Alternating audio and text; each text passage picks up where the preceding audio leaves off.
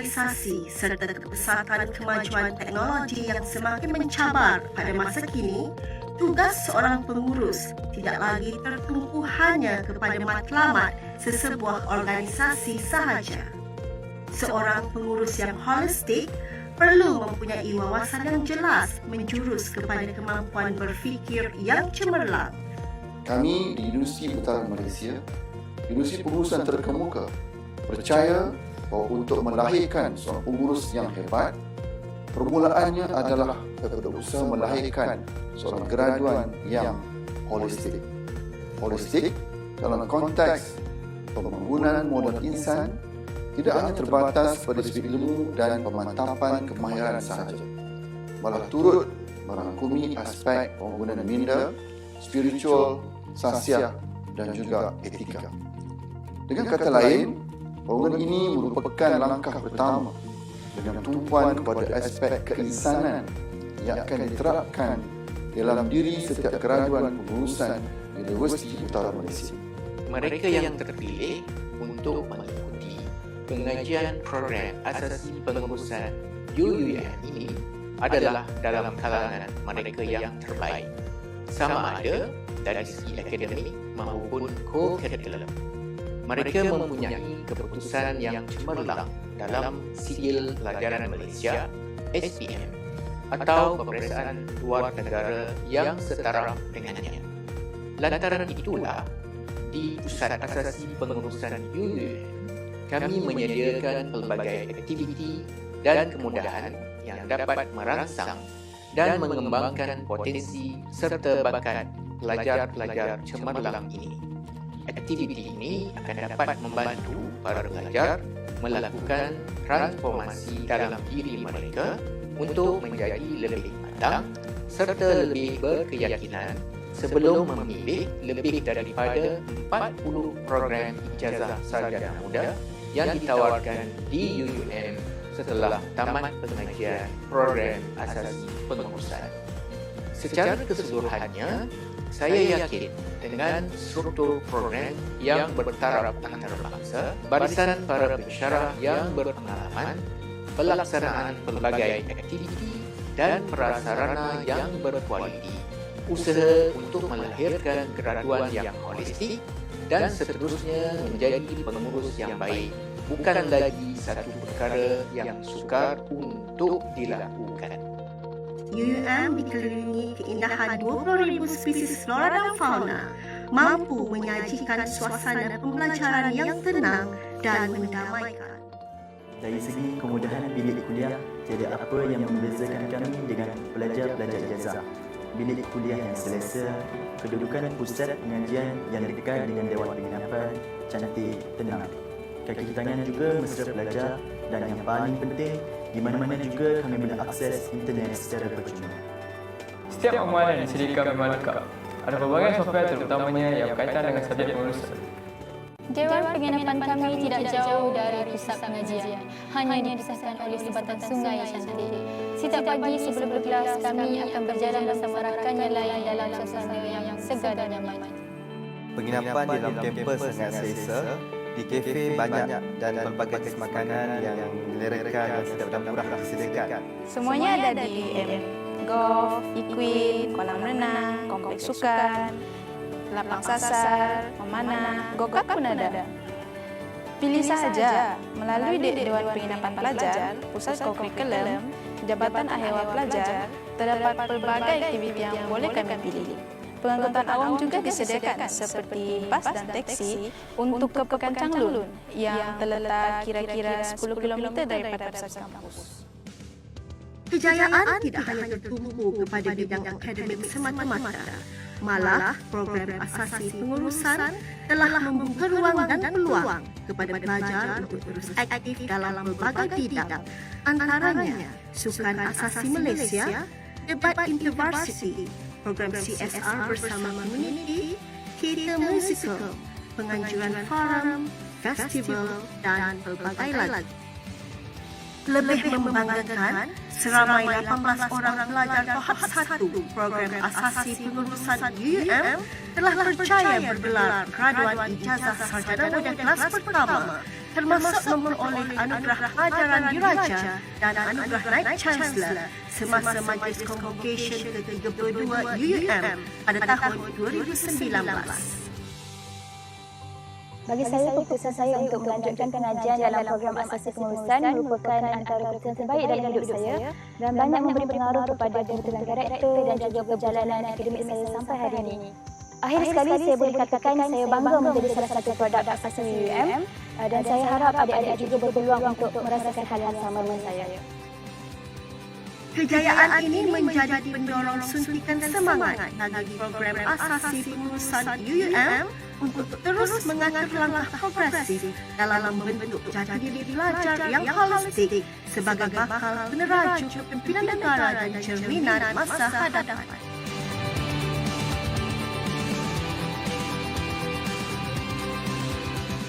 Selamat datang ke Pusat Asasi Pengurusan Universiti Utara Malaysia.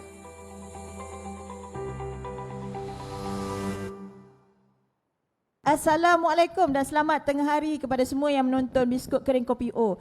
Kita sebenarnya dah sampai ke last episod dah ni, episod ke-21. Kali ni kita bersama dengan Pusat Asasi Pengurusan. Bersama kita tadi yang perform tu, yang mula-mula sekali tu Cik Siti Zawiyah daripada SEDI. Kemudian kita ada adik dua orang ni daripada Pusat Asasi. Wakil Pusat Asasi ni Ainul Marziah Adri, yang suara macam Siti Nurhaliza tu, dan adik Muhammad Mifzal Adrian Ahmad. Nama dah ada, nama glamour dah tu. Itulah dia. Okey, kita memang simpan sebenarnya Pusat Asasi Pengurusan ni last sekali. Sebab apa tahu? Everything start here. Tapi saya nak perkenalkan dulu orang penting ni dekat Pusat Asasi ni. Bersama saya hari ini adalah Profesor Dr. Munif Zariruddin Fikri Nordin, merupakan pengarah Pusat Asasi Pengurusan. Selamat datang, Prof. Dalam mic tu tak dalam, bro. Dalam topeng. Terima kasih. Tu. Terima kasih kerana menjemput Pusat Asasi. Tak apalah kali yang save the best for last ni, tak Prof. Istimewa itu satu penghormatan. Terima kasih. Tu yang penting grand finale tu. Okey. Kita juga ada Dr. Muhammad Rashdan Salihuddin, merupakan Timbalan Pengarah Akademik. Selamat datang, Doktor. Terima kasih, Puan Azlin. Sama-sama. Dan kita juga ada Dr. Muhammad Ali Hanifah, Timbalan Pengarah Pembangunan Pelajar. Selamat datang, Dr. Ali. Terima kasih, Puan Azlin. Okey, sama-sama. Okey, kita juga ada di Webex sekarang Profesor Dr. Yusnidah Haji Ibrahim, merupakan mantan Timbalan Chancellor Akademik dan Antarabangsa, yang juga ibu kepada pelajar Fatin Safiah, sesi Pusat Asasi. Selamat datang, Prof. Prof Yus. Prof Yus ni mantan bos saya ni, Prof Yusnidah. Prof boleh on camera tak? Lama ni tak tengok Prof. Assalamualaikum. Waalaikumsalam. Sweet macam tu juga, sama je. Selamat datang, Prof. Terima kasih menjemput saya. Alhamdulillah. Okey, kita juga ada adik Nur Azmina Syahul Hamid, merupakan Audit Eksekutif di Sundar and Associate. Dia alumni kohort pertama. Selamat datang, Nur Azmina. Terima kasih. Boleh test sikit tak suara tu? Terima kasih. Okey, Dengar tak? dengar. Kita juga ada Muhammad Ehsan Mazin, merupakan E-Commerce Support Executive di FWD Takaful Berhad. Ehsan ni alumni kohort kedua. Selamat datang, Ehsan. Hai, terima kasih Puan jemput saya. Hai Prof. Apa khabar Prof? Alhamdulillah. Alhamdulillah. Ehsan ni intern saya ni dulu. Itulah. Okey. Ehsan ni Presiden Mahasiswa Asasi, Persatuan Pelajar Asasi kohort kedua. Okey. Memang saya ingatlah. Memang ingat hebat-hebat sebenarnya produk-produk Pusat Asasi ni. Okey, kita nak tanya Prof. Prof lah kena cerita sikit kan. Mungkin Prof boleh cerita sejarah, background Pusat Asasi Pengurusan ni. Semua ramai yang nak tahu ni. Silakan Prof. Okey, terima kasih. Soalan tu sangat menarik, Puan Azlin. Apa asasi? Apakah asasi? Apa itu asasi? Adakah ini satu yang baru dalam dunia pendidikan kita? Sebenarnya dah lama. Dari segi sejarah pada peringkat nasional, idea asasi ini datangnya dari cetusan idea Allahyarham Profesor Diraja Engku Aziz. Pada masa itu beliau menjadi Naib Chancellor Universiti Melaya. Beliau mencadangkan penubuhan Pusat Asasi Sains Universiti Melaya pada tahun 74. Jadi bergerak daripada situlah, universiti-universiti lain pun ikut. Jadi sehingga ke hari ini, tahun ini 2021 ni sudah ada 13 universiti IPTA yang menawarkan asasi. Jadi UUM ini ialah universiti yang ke-9 yang menawarkan asasi pada tahun 2014. Jadi program asasi pengurusan ditawarkan oleh Pusat Asasi Pengurusan UUM.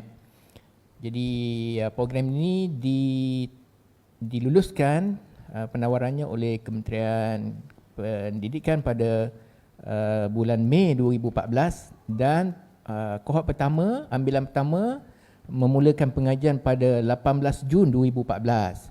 Dan kemudian setahun lepas itu MQA, Agensi Kelayakan Malaysia, memberi akreditasi penuh kepada program ini pada 21 Jun 2015. Alhamdulillah ya, program ini telah diakreditasi dan sekarang ini dalam proses semakan semula kurikulum setiap 5 tahun. Alhamdulillah. Jadi apakah fungsi asasi ini? Balik pada soalan tadi. Asasi ini ialah satu program yang mendedahkan kepada pelajar lepasan SPM sebelum mereka menyambung pengajian ke peringkat universiti ijazah pertama. Jadi nama-nama lain bagi asasi ini ialah matrikulasi, juga tamhidi, preparatory, ada setengah universiti guna perkataan persediaan, ada juga guna perkataan taujihi. Okey, itu istilah Arab lah. Maksudnya sama. Dan di sekolah menengah pula digunakan istilah prayu. Jadi sama je tu. Asasi ke matrikulasi ke prayu sama. Satu program yang memberi pendedahan kepada pelajar lepasan SPM tentang disiplin yang tertentu sebagai persediaan sebelum masuk ke dunia universiti. Jadi Pusat Asasi UUM ini menetapkan visi dan misi. Apakah wawasan untuk program ini? Wawasannya ialah untuk menjadikan program ini pilihan pertama bidang pengurusan kepada pelajar cemerlang lepasan SPM yang berminat dalam bidang pengurusan. Kemudian apakah misi kami? Misi kami ialah untuk melahirkan satu pelajar yang berperwatakan holistik.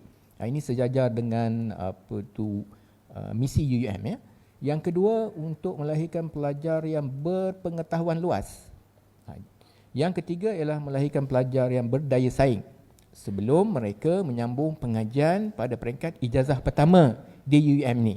Jadi tadi ada disebut ya, 40 lebih program. Jadi setakat tahun 2021 ni, setakat hari ni ada lebih kurang 44 program. Dan difahamkan tahun 2022 nanti, tahun depan ada lebih kurang 47. Jadi bagi anda yang sedang menonton siaran ini, khususnya pelajar-pelajar yang sedang ambil SPM sekarang ni, hari ini tak ada kertas SPM ya, anda ialah pelajar yang berpotensi untuk masuk ke asasi kami ini. Jadi anda akan belajar di sini selama setahun, 3 semester ya, 2 semester panjang, 1 semester pendek, sama je. Ada asasi yang strukturnya 2 semester, tapi di UM ni strukturnya 3 semester. Nanti akan dijelaskan ya berapa banyak kursus akan anda pelajari. Balik pada fungsi tadi, iaitu untuk melahirkan yang sebutkan tadi pelajar yang berperwatakan holistik, berpengetahuan luas, dan yang ketiga ialah berdaya saing. Berdaya saing itu penting. Tadi dalam ucapan visi pun disebut ya, holistik ni maksudnya ada keseimbangan dari intelektual, emosi ya, karakter. Samalah, ini sejajar dengan falsafah pendidikan negara kita ya, yang menekankan kepada keseimbangan 4 elemen tu. Jerry ya, jasmani, emosi, rohani dan intelektual. Dan inilah yang ditekankan pada peringkat pengajian di asasi UUM ini. Jadi apa istimewanya asasi UUM ni? Satu ialah asasi UUM ialah satu program yang memberi jaminan pada anda. Sebelah kaki dah masuk UUM lah. Hanya perlu menamatkan pengajian, lulus dan anda akan ditawarkan tempat di UM ini. Mana-mana program. Jadi program asasi UM ni dia one fits all. Satu program yang boleh memberi peluang pada anda untuk pilih mana-mana program sarjana muda. Yang saya kata tadi ada 44 ya. Boleh pilih mana-mana.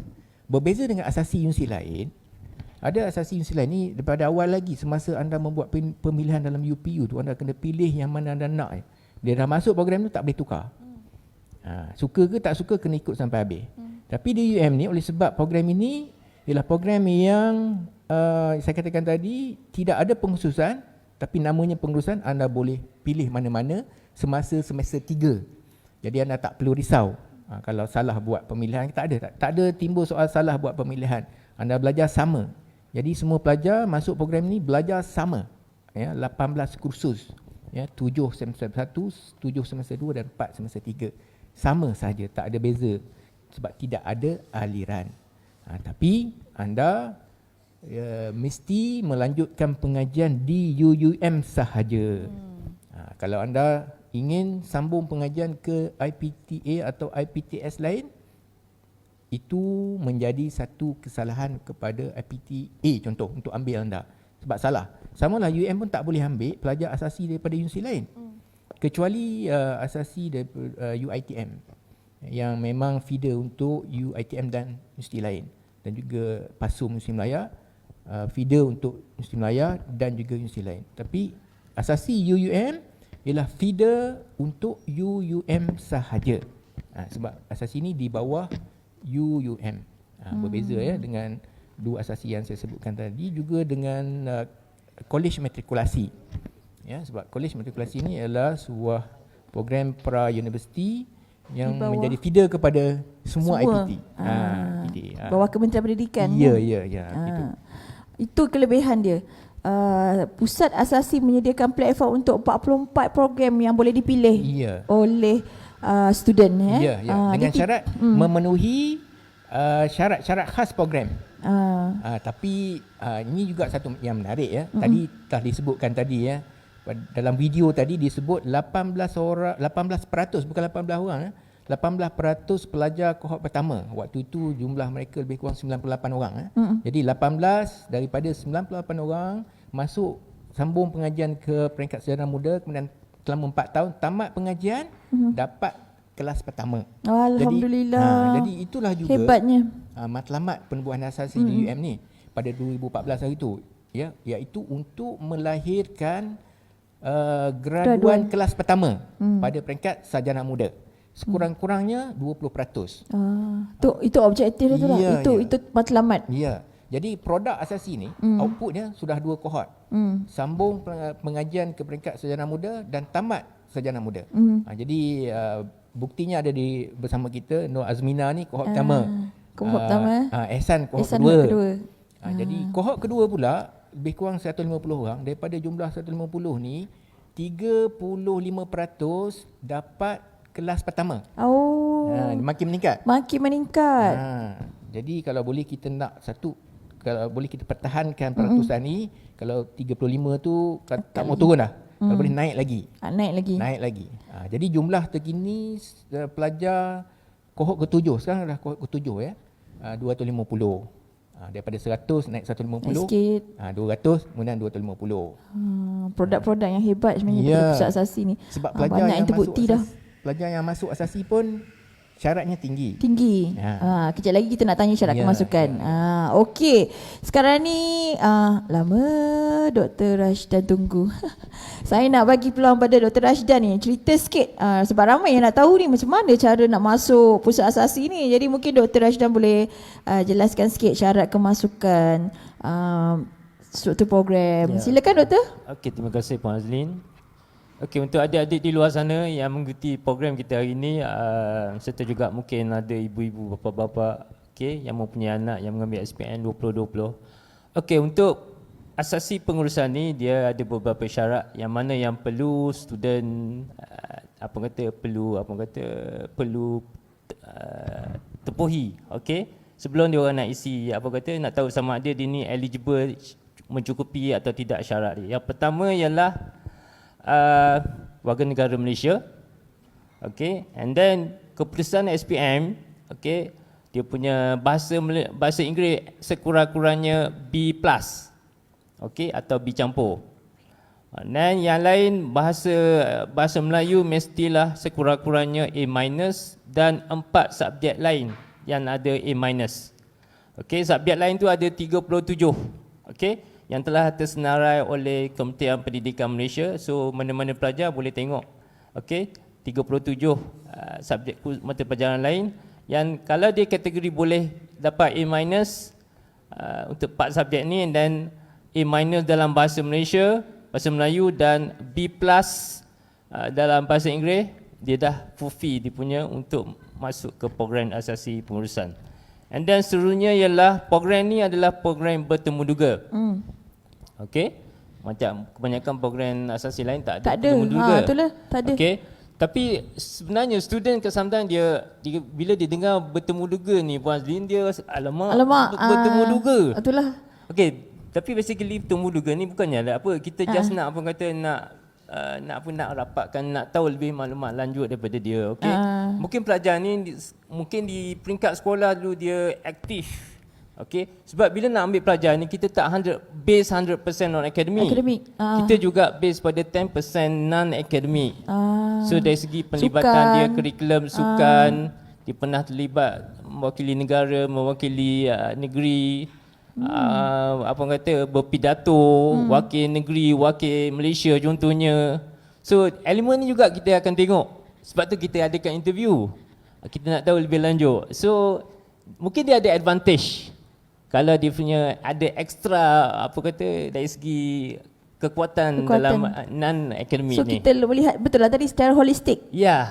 Kita tak fokus 100%. Tak fokus pada akademik saja. Okey, dari segi program asasi pengurusan ni dia ada, it is a 1 year program. Okey. Di mana dibahagikan kepada 3 semester. Semester pertama, semester kita panggil semester panjang lah, 14 minggu pengajian. Okey. Semester kedua 14 minggu pengajian, semester kedua. And then semester yang terakhir adalah semester pendek. Okey, 7 minggu. 7 minggu. So basically 1 year program. So pelajar perlu mengambil 18 mata pelajaran. 18 subjek. 7 subjek semester pertama, 7 subjek semester kedua, dan 4 subjek semester yang ketiga. 50 kredit. 50 kredit hours. Yeah. So that's basically. And then dari segi apa bahasa pengantar adalah bahasa Inggeris. English. Yes, totally English. Okay. So kita nak apa kata nak sharpening dia punya skill in term of communication. So that's why we stress in English. So itu dia punya struktur. Okey, syarat kemasukan kita dah tahu dah. Okey, kuat type juga sebab kena interview. Tapi interview tu pun sebenarnya just nak tengok dia punya cara dia bercakap. Just a basic communication skill contohnya kan? Itu saja. Lepas tu kita dah tahu satu program tu satu tahun 1 tahun ya. 3 semester. 3 semester. Nak tanya yuran dia. Yuran Prof boleh. Yuran pengajian dan yuran-yuran lain penginapan dan juga pengangkutan termasuk bas saya sebut jumlah untuk merangkumi semua lah. Semua. 2,358 ringgit. Ya, untuk tahun ini, dan kemungkinan yuran ini ada sikit peningkatan lah ya. Tapi saya fikir jumlahnya tak banyak pun. Ini antara kadar yuran yang rendah lah. Very kompetitif. Ya, betul, sebab kita menghasilkan yang terbaik sebenarnya. 2,358. Tetapi sebenarnya apa yang menarik tentang asasi ni, ini juga bagus bila Puan Azian lontarkan soalan tentang yuran. Sebenarnya 2,358 ni sebenarnya anda tak perlu bayar kalau anda layak mendapat beasiswa. Asasi. Oh, ada beasiswa. Ya, ditanggung sepenuhnya oleh Kementerian Pendidikan. Alhamdulillah. Tapi dengan syarat mestilah latar belakang keluarga B40 10,000 ke bawah. Okey. Jadi ada borang yang anda kena isi, ada bukti penyata gaji dan sebagainya perlu tunjukkan, dan Kementerian Pendidikan akan membuat keputusan sama ada anda layak atau tidak. Tapi kalau dah memang anda layak dapat, memang tak ada masalah. Dia yang jadi isu tu yang menimbulkan keraguan ya. Itu kes-kes terpencil lah. Jadi bagi yang melebihi 10,000 tu saya ingat tak banyak. 2,358 ni dengan kemudahan yang ada di UM ni sangat canggih. Cukup. Sangat, bukan saja cukup, sangat canggih. Yes. Dan juga untuk pelajar antarabangsa sebenarnya program ni dibuka juga. Syarat-syarat kemasukan mestilah setara dengan SPM kita ni. Tapi lebih linear lah, lebih terbuka. Tidaklah terlalu rigid ya. Tapi yurannya lebih tinggi, lebih kurang 11,800. 11,800 per ni yuran untuk pelajar antarabangsa. Tapi pelajaran antarabangsa ni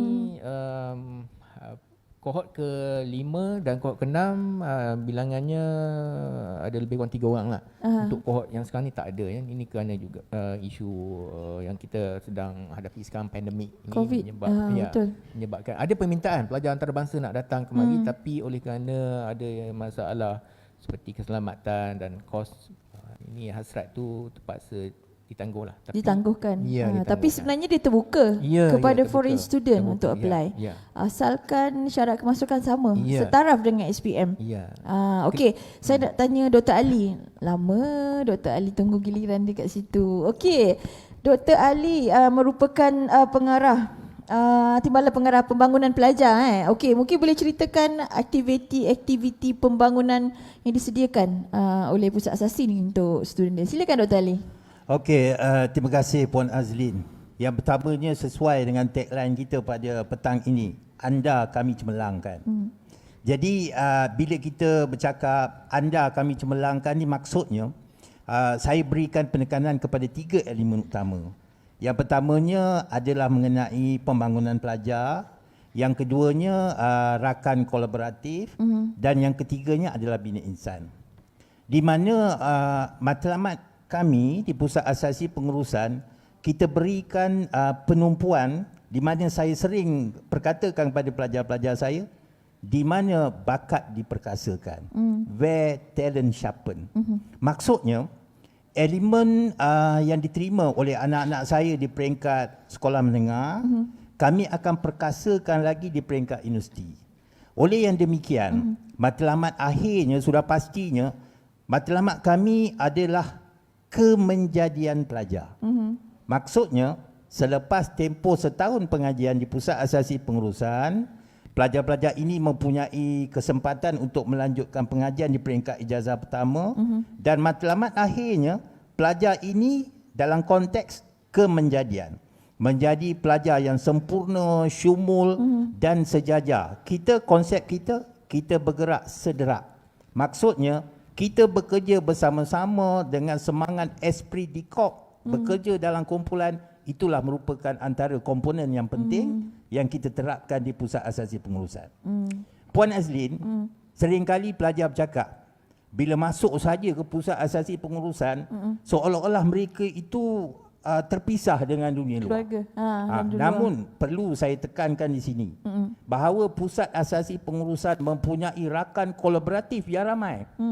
Dengan seluruh PTJ di UUM, kami bekerjasama dengan pusat Islamnya, dengan unit korporatnya, dengan pusat budayanya, dengan pusat sukannya. Maksudnya, kita akan membawa pelajar-pelajar ini bergerak bersama-sama dengan kita. Saya ambil contoh, macam yang pernah kita laksanakan, kita buat community engagement bersama dengan Kuala Jelun High Impact Program, di mana elemen kemenjadian itu kita perturunkan kepada pelajar. Hatta kalau kita mahu melahirkan seorang pengurus yang sempurna, yang gajinya 10,000, 20,000, tetapi adakah pelajar-pelajar yang bakal kita lahirkan itu boleh menyantuni masyarakat, boleh hidup dalam masyarakat? Itu adalah merupakan satu komponen, satu elemen yang kami tekankan di sini. Dan Puan Azlin, perlu juga saya jelaskan di sini bahawa satu komponen yang paling kami tekankan adalah bina insan. Saya perlu nyatakan di sini bahawa di Pusat Asasi Pengurusan kami sangat berbangga. Mengapa?